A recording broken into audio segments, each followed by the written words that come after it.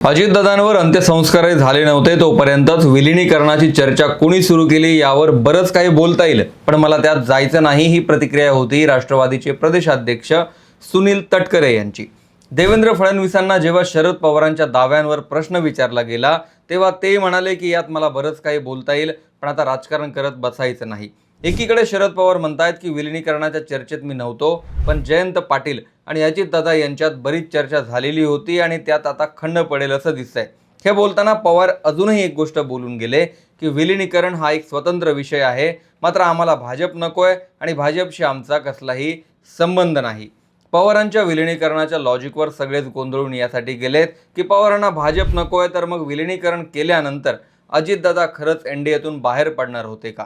शरद पवार विलिनीकरणाचं जे लॉजिक मांडतात आणि त्यावर राष्ट्रवादीतल्या नेत्यांचं जे मत आहे त्यात नेमकी तफावत कुठे होते तीच मी या व्हिडिओत सांगणार आहे। नमस्कार, मी विशाल, तुम्ही पाहताय story.com। अजितदादा पिंपरी आणि पुणे महापालिका निवडणुकीच्या निमित्ताने बऱ्याचदा बोलून गेले की दोन्ही परिवार एकत्र येत आहेत आणि आमचं महत्त्व कमी होईल म्हणून काही लोकांच्या पोटात दुखतंय।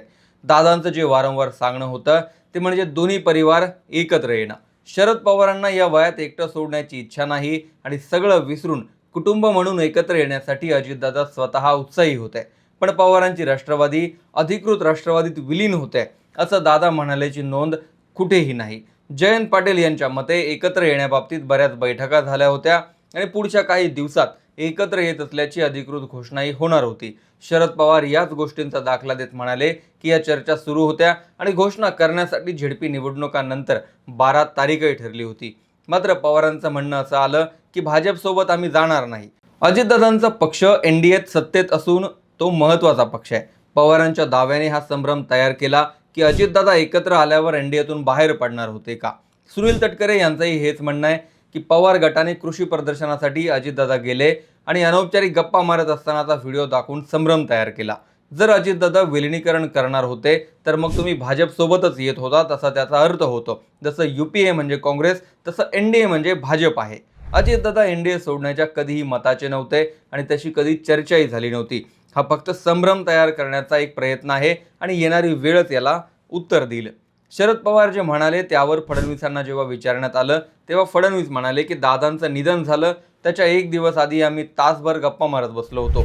दादांचं आणि माझं बॉन्डिंग एवढं होतं की ते प्रत्येक गोष्ट मला शेअर करायचे। विलिनीकरणाच्या ज्या चर्चा होत आहेत त्यावर बरंच काही बोलता येईल, पण मला यात आता राजकारण आणायचं नाही। एकूण पवार गट आणि राष्ट्रवादी यांच्यात आपापसातले जे दावे आहेत त्यात मोठी तफावत आढळते आणि विलिनीकरणावर अजितदादांनी निर्णय घेतला होता याचा कुठेही आधार सापडत नाही। मग प्रश्न उरतो, ही चर्चा अचानक सुरू कशी झाली? दादांच्या निधनानंतर पवार गटातल्या नेत्यांना अपेक्षित होतं की आता पुढे काय करायचं याचा निर्णय पवारांशी चर्चा करून घेतला जाईल, मात्र सुप्रिया सुळेंपासून ते शरद पवारांपर्यंत सगळ्यांचा अंदाज चुकला आणि थेट शपथविधीचाच कार्यक्रम ठरला। यात चर्चा करायला कुठेही स्पेस न दिसल्यानंतर पवारांनी शपथविधीच्या दिवशी सकाळीच पत्रकार परिषद घेतली आणि इमोशनल कार्ड टाकलं। जे काही घडतंय ते मला वर्तमानपत्रातून समजतंय, पण एवढी घाई करण्याची गरज नव्हती हे तेच पवार बोलतायत जे इंदिरा गांधींच्या हत्येनंतर राजीव गांधींनी 4 तासात पंतप्रधान पदाची शपथ घेण्यासाठी समर्थन देत होते। राजकारणात काही निर्णय अत्यंत तातडीने घ्यावे लागतात हे शरद पवारांसारख्या नेत्याला वेगळं सांगण्याची गरज नसते, मात्र शपथविधीवर केलेल्या वक्तव्याने नवा संभ्रम तयार झाला।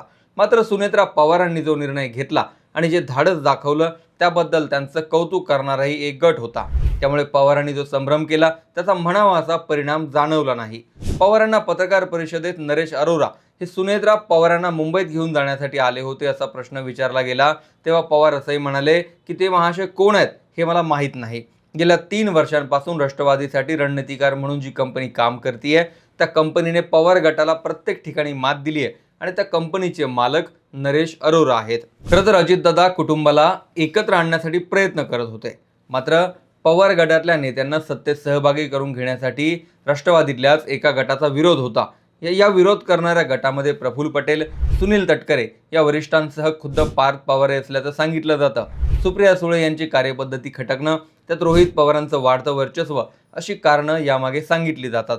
पुणे आणि पिंपरीच्या निवडणुकीत राष्ट्रवादीची झालेली एकी पाहून अंदाज तर असेही लावले गेले की सुप्रिया सुळे पुढच्या काही दिवसात केंद्रात मंत्री होतील आणि दिल्लीतली सूत्रही त्याच पाहतील। दादांच्या पक्षात जे तटकरे आणि प्रफुल्ल पटेल आहेत ते दोघेही आधीपासूनच दिल्लीत आहेत आणि प्रफुल्ल पटेलच राष्ट्रीय कामही पाहतात. मग या दोघांचं नंतर काय होईल असा प्रश्नही त्यावेळी विचारला जायचा. पण दादांनी कुटुंब एकत्र आणण्यासाठी जो पुढाकार घेतला होता त्यालाच विलिनीकरणाचं स्वरूप दिल्यामुळे या चर्चांनी जोर पकडला असण्याचीही एक शक्यता सांगितली जाते.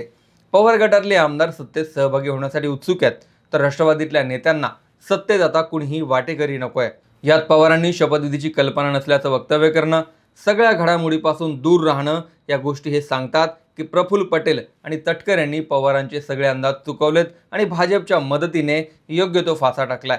पटेल तटकरेंचा निर्णय अंमलात आला आणि पवारांचा फासा योग्य ठिकाणी पडता पडता राहिला असा याचा अर्थ होतो.